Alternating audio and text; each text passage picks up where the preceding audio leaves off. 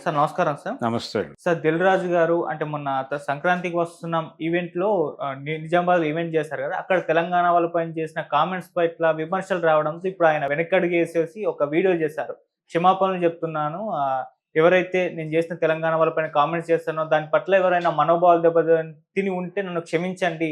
అది ఆ ఉద్దేశంలో చేయలేదని చెప్పేసి ఒక వీడియో అయితే రిలీజ్ చేశారు సార్. మరి దీన్ని ఏ విధంగా చూడొచ్చంటారు సార్? ఏ విధంగా చూసేదేముందండి, హ్మ్. ఆయన అంటే తెలంగాణ వాదులు హ్మ్. కొంచెం ట్రోల్ చేశారు. తెలంగాణ వాదము అని కాదు గానీ, హ్మ్. దేశపతి శ్రీనివాస్ లాంటి వాడు బలంగా మాట్లాడాడు దీని మీద. హ్మ్. మాట్లాడుతూ ఆయన ఏమన్నాడంటే, వైబ్ కావాలా నీకు? వైబ్ కావాలంటే పోనీ ఆంధ్రాకెళ్ళిపోయి సినిమాలు తీసుకో, ఇక్కడ అక్కర్లేదు. హ్మ్. మాకు నీ సినిమాలు అక్కర్లేదు అన్న టోన్‌లో మాట్లాడాడు. అంటే నీ సినిమాలు అక్కర్లేదు, నీ ధోరణి సినిమాలు అక్కర్లేదు అన్న టోన్‌లో నడిచింది అతని విమర్శ. హ్మ్. నా అభిప్రాయం ఏంటంటే నిజానికి ఆయన ఒక ఒక దీనిలో మాట్లాడాడు. నిజామాబాద్ ఫంక్షన్‌లో మాట్లాడుతూ చేసినటువంటి ఒక కామెంట్ అది. హ్మ్. అంటే ఇక్కడ సినిమాలకి వైబ్ ఉండదు. ఆంధ్రాలో ఉంటుంది. ఇక్కడ మటను, చికెను ఇలా ఏదో మాట్లాడాడు. తెల్ల కళ్ళు. హ్మ్. తెలగలు. హ్మ్. వీటికి వైబ్ ఉంటుంది. అంటే ఒక రకంగా ఇక్కడ తిండిపోతులుంటారు. ఈళ్ళు సినిమాలు చూడరు. మనకు సినిమాకి పనికొచ్చే స్టఫ్ కాదు వీళ్ళు అన్న టోన్‌లో నడిచింది అభిప్రాయం. నిజానికి అలా మాట్లాడి ఉండాల్సింది కాదు. ఎందుకంటే తెలుగు సినిమా పరిశ్రమకు సంబంధించి పెద్ద మార్కెట్టు నైజాం ఇప్పుడు. అయితే నైజాం మొదటి నుంచి పెద్ద మార్కెట్టా అంటే కాదది. 80ల నుంచి పెద్ద మార్కెట్‌గా ఎమర్జ్ అవ్వడం మొదలైంది నైజాం. అంతకుముందు రాయలసీమ, ఆంధ్ర ఇవి పెద్ద మార్కెట్లు. తెలంగాణలో మొదటి నుంచి కూడా సినిమా చూడటం అనేది అంత పెద్ద కంపారిటివ్‌గా వాళ్ళతో పోలిస్తే అంత బీభత్సమైనటువంటి పరిస్థితి కాదిక్కడ. సినిమా కంటే కూడా ఇతర కళారూపాల పట్ల అనురక్తి ఉండేదిక్కడ. అంటే జానపద కళలు, ఒగ్గు కథలు ఇలాంటివన్నీ చాలా కాలం సస్టైన్ అయినాయి. ఆంధ్రాలో అంటే ఆంధ్రాలో జానపద కళలు పూర్తి స్థాయిలో నాటకాల దగ్గర నుంచి అన్నీ సర్వనాశనం అయిపోయిన సందర్భంలో కూడా హ్మ్. తెలంగాణలో జానపద కళారూపాలు బతికే ఉన్నాయి. అంటే నాటకం బతికే ఉంది ఇక్కడ. నాటకం బతికే ఉంది. అలాగే ఆంధ్ర ప్రజల కంటే కూడా పర్టికులర్‌గా ఆంధ్ర, రాయలసీమ ప్రజల కన్నా కూడా చైతన్యం ఎక్కువే తెలంగాణలో.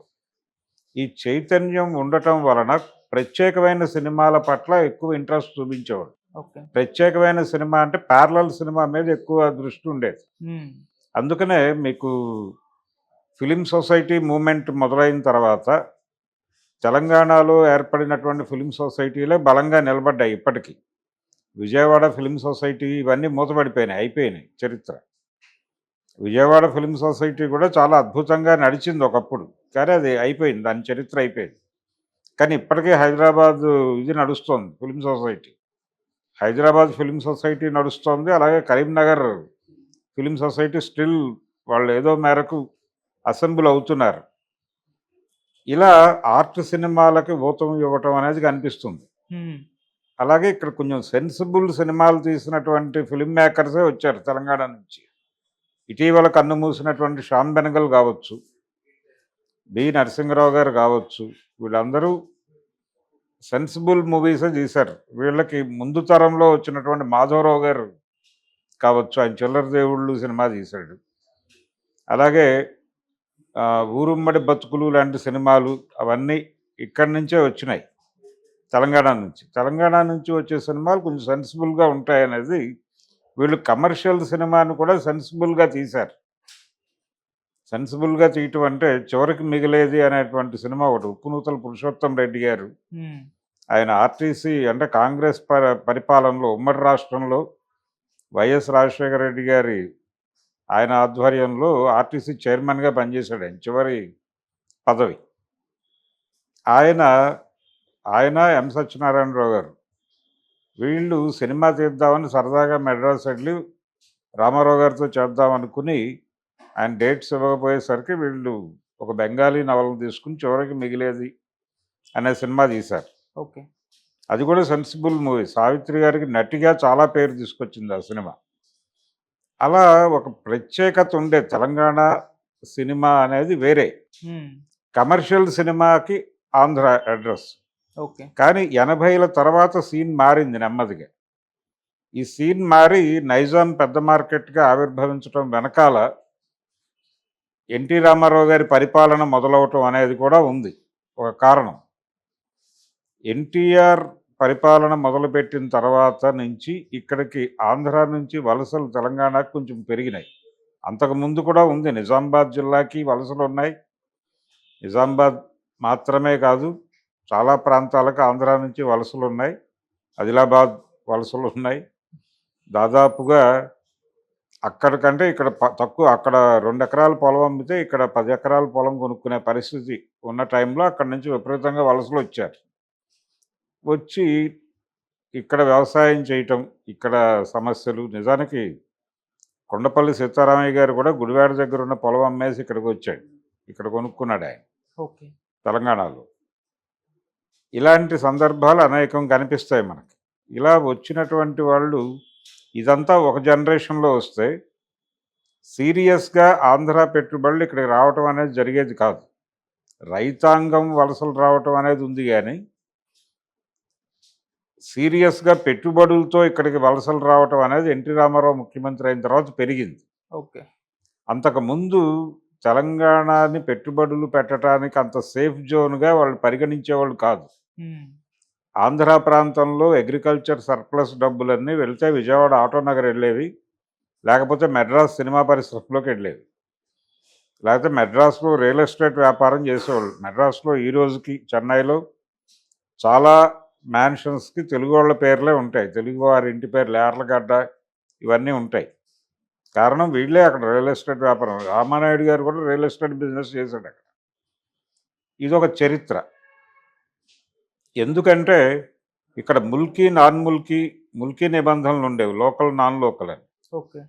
ఇక్కడ హైకోర్టు జడ్జిమెంట్ ఉంది. వీళ్ళు కోర్టుకెళ్ళారు. మా రాజధాని మేమిక్కడ లోకల్స్ అవుతాం గదా! మీరు లోకల్స్ కానేరరు అని చెప్పి హైకోర్టు తీర్పిచ్చింది. దీని మీద సుప్రీంకోర్టుకెళ్ళారు. హ్మ్. సుప్రీంకోర్టు 72లో మళ్ళీ జడ్జిమెంట్ ఇచ్చింది. ముల్కీ నిబంధనలు ఉండాల్సిందే. ముల్కీ నిబంధనల మీద సుప్రీంకోర్టు ఇచ్చిన జడ్జిమెంట్‌కి వ్యతిరేకంగా జయాంధ్ర ఉద్యమం మొదలైంది అక్కడ. మేము నాన్ లోకల్ అయిన రాజధాని మాకు అక్కర్లేదు, మా రాష్ట్రం మాకు కావాలి అని ఓకే. అక్కడ జయాంధ్ర ఉద్యమం విద్యార్థులు మొదలుపెట్టారు. దాన్ని ఇంకో ప్రయోజనాల కోసం కాకాని వెంకటరత్నం గారు ఎంటర్ అయ్యాడు దానిలోకి. అదొక కథ. హ్మ్. అందుకని పెట్టుబడులు పెట్టడానికి తెలంగాణని సేఫ్ జోన్‌గా ఎప్పుడూ చూడలేదు వాళ్ళు. అనుమానంగానే చూసేవాళ్ళు. కొన్ని పెట్టుబడులు వచ్చాయి. ఇక్కడ కొంతమంది డబ్బులు పెట్టారు. హైదరాబాద్‌లో పరిశ్రమలు అవి వచ్చినాయి గానీ, సీరియస్ మూవ్‌మెంట్ జరిగింది మాత్రం తెలుగుదేశం ప్రభుత్వం రామారావు గారు అధికారంలోకి వచ్చిన తర్వాత మొదలైంది. ఓకే. థియేటర్ల నిర్మాణము, హైదరాబాద్ ఎక్స్‌పాన్షన్ కూడా అప్పుడే జరిగింది. హ్మ్. కుకట్పల్లి హౌసింగ్ బోర్డులు ఇవన్నీ విస్తరించటం, ఎక్కడెక్కడికో హైదరాబాద్ సిటీ వ్యాపించటం ఇదంతా తెలుగుదేశం హయాంలో జరిగింది. ఈ ప్రాసెస్‌లోనే ఆంధ్ర నుంచి వచ్చి ఇక్కడ థియేటర్ల నిర్మాణం విపరీతంగా చేశారు. అట్లా హైదరాబాద్ మార్కెట్ పెరిగింది. హైదరాబాద్ సినిమా మార్కెట్ పెరిగింది. హైదరాబాద్ సినిమా మార్కెట్ పెరిగిన తర్వాత నైజాం షేర్ పెరిగింది. ఈ నైజాం షేరు పెరగటం అనేది చిరంజీవికి ఉపయోగపడింది. హ్మ్. చిరంజీవికి పెద్ద మార్కెట్టు నైజాం. రామారావు గారి రోజుల్లో రాయలసీమ పెద్ద మార్కెట్. అక్కడ షేర్ వచ్చేది ఆయనకి. రామారావు గారు సీఎం అయిన తర్వాత సీన్ మారి ఇక్కడికి పెద్ద మార్కెట్ వచ్చింది. అలా కమర్షియల్ సినిమా అనేది అప్పుడు మొదలైంది ఇక్కడ. అది కూడా ఆంధ్ర వలసలు పెరిగిన తర్వాతే వచ్చిందది. తెలంగాణ ఎప్పుడు సెన్సిబుల్ మూవీస్‌కే సెంటర్‌గా ఉండేది.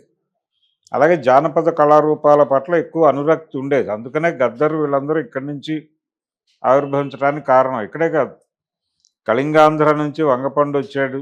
ఆంధ్ర నుంచి ఎవరొచ్చారు సీరియస్‌గా అంటే ఎవరూ లేరు. కళింగాంధ్ర నుంచి వంగపండు ప్రసాదరావు వచ్చాడు.